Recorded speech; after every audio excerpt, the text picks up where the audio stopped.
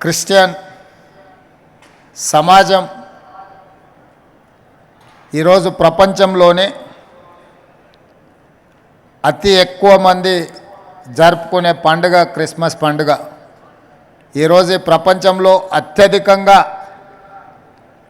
జరుపుకునే ఉత్సవం ఏదైతే ఉందో అది క్రిస్మస్ పండుగ అని చెప్పి మనందరం కూడా గుర్తించవలసిన అవసరం ఉన్నది.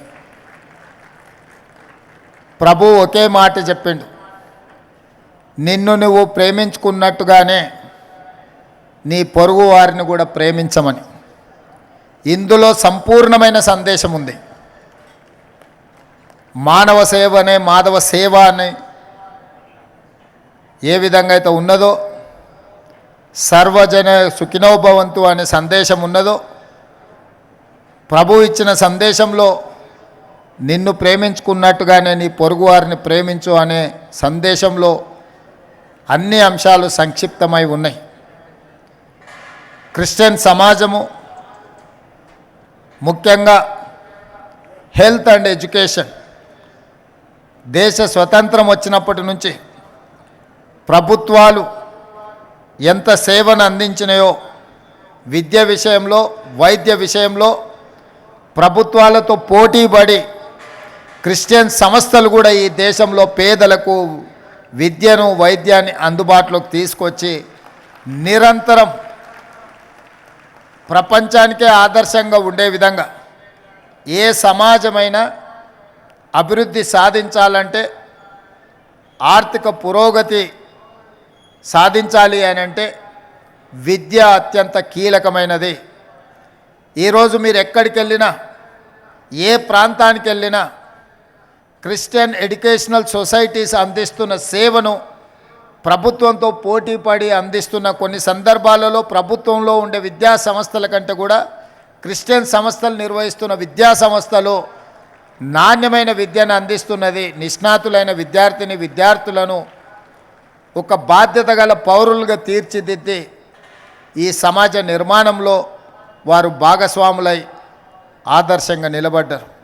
వైద్యం విషయంలో కూడా ప్రభుత్వం అందించలేని వైద్య సేవల్ని అటవీ ప్రాంతంలో, తండాలలో, గూడాలలో, మారుమూల పల్లెల్లో పేదలు, అత్యంత నిరుపేదలకు వైద్యాన్ని అందుబాటులోకి తీసుకొచ్చి వాళ్ళ యొక్క ఆరోగ్యాన్ని కాపాడడం ద్వారా ఆరోగ్య తెలంగాణను ఈరోజు క్రిస్టియన్ సంస్థలు, క్రిస్టియన్ సోదరులు కొనసాగిస్తున్నారు.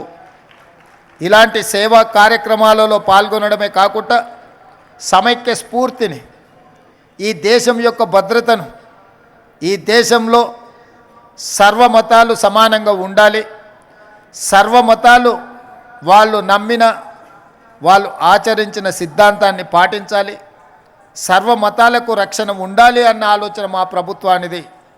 ఎవరు ఏ మతాన్ని విశ్వసించినా, ఎవరు ఏ మతాన్ని ఆచరించినా, ఎవరికి వారి మతాన్ని వారు ప్రచారం చేసుకున్నా ఎలాంటి ఇబ్బందులు లేకుండా మన రాష్ట్ర ప్రభుత్వం సంపూర్ణమైన రక్షణ కల్పిస్తుంది అని చెప్పి నేను ఈ సందర్భంగా తెలియజేయదలుచుకున్నా.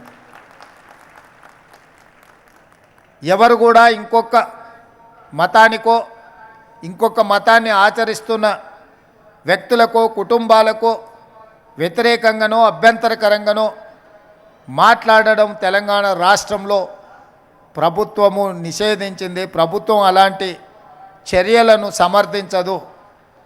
ఎవరికి వారి యొక్క విశ్వాసాన్ని ఆచరణ రూపంలో వాళ్ళ మతాన్ని ఆచరించవచ్చు. అందుకే ఈరోజు తెలంగాణ రాష్ట్ర ప్రభుత్వం ఈ క్రిస్మస్ పండుగను అధికారిక పండుగ తెలంగాణ రాష్ట్రం మొత్తం నిర్వహిస్తున్నది. ఇది మా ప్రభుత్వం బాధ్యత. మా ప్రభుత్వ ఏర్పాటు ప్రక్రియలో మీ అందరి సహకారం, చాలామంది మత పెద్దలు ఆశీర్వదించి, నేను ఆనాడు చాలా చర్చులకు, చాలా విద్యా సంస్థలకు వెళ్ళి ప్రత్యేకంగా కలిసి వాళ్ళ నుంచి హామీనే కాదు ఆశీర్వాదం కూడా తీసుకొని ఎన్నికల ప్రక్రియలో పాల్గొన్నాను. ఈరోజు అందుకే ప్రభుత్వ పరంగా చారిత్రాత్మకమైన చర్చులను పునర్నిర్మాణంలో కానీ, వాటిని అభివృద్ధి పరచడంలో కానీ రాష్ట్ర ప్రభుత్వం ప్రత్యేకమైన శ్రద్ధను తీసుకొని ఈ కార్యక్రమాలను అన్నిటిని కూడా కొనసాగించడం జరుగుతుంది. అదేవిధంగా ఈరోజు ప్రభుత్వం వైపు నుంచి మీకు స్పష్టమైన అంశాన్ని నేను ప్రస్తావించదలుచుకున్నాను. 100% తెలంగాణ రాష్ట్రంలో మీకు రక్షణ కల్పించబడుతుంది. దళిత క్రిస్టియన్ సోదరుల యొక్క అభివృద్ధి కోసం, సంక్షేమం కోసం ప్రత్యేకమైన కార్యక్రమాలను మన ప్రభుత్వం తీసుకుంటుంది. ఈరోజు పేదలకు 200 యూనిట్లు ఉచిత కరెంటుని ఇస్తున్నామంటే నిజమైన నిరుపేదలకు, పేదవాళ్ళకి ప్రభుత్వం ఈ పథకాన్ని అందుబాటులోకి తీసుకొచ్చిందంటే మా క్రిస్టియన్ సోదరులకు అత్యధికంగా ఇది ఉపయోగపడుతుంది. అదేవిధంగా